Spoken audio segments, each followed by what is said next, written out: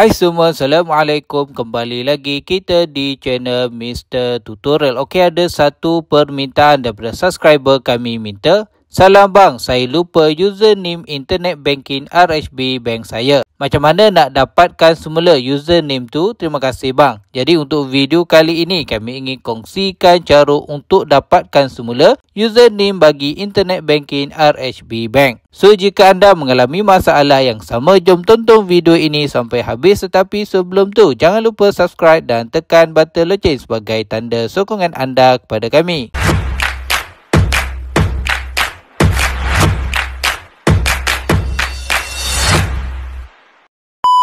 Okey, cara yang paling senang untuk anda dapatkan semula username bagi internet banking RHB bank anda senang je.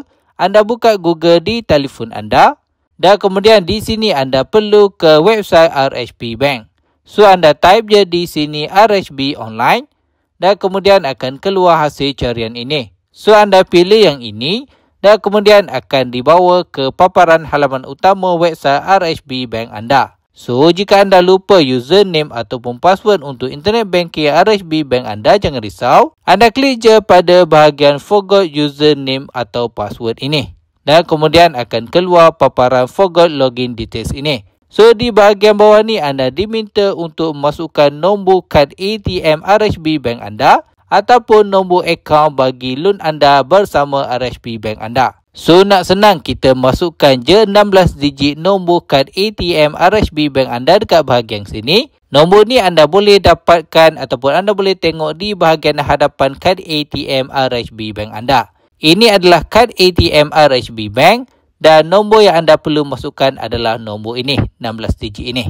Okey? Lepas tu anda klik je pada bahagian next ini dan kemudian akan keluar paparan ini kan. So di bahagian bawah ni ada beberapa info yang anda perlu masukkan. So di sini anda perlu masukkan nombor kad pengenalan anda di bahagian ID number ini dan kemudian anda perlu masukkan nombor telefon anda di sini.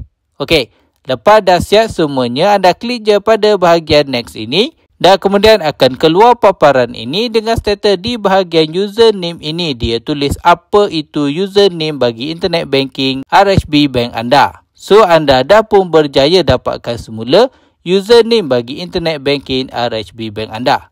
So anda boleh klik je pada bahagian login with username ini je untuk anda terus login ke akaun RHB bank anda. Tapi jika anda lupa password RHB bank anda boleh je resetkan semula password bagi internet banking RHB bank anda dekat bahagian sini. Anda klik je pada bahagian reset password ini sahaja. So dengan cara ini anda dapat semula username bagi internet banking RHB bank anda. So senang kan caranya? Jadi setakat ini saja perkongsian kami untuk kali ini. Jangan lupa subscribe dan tekan button loceng sebagai tanda sokongan anda kepada kami. Jumpa lagi dalam next video. Assalamualaikum.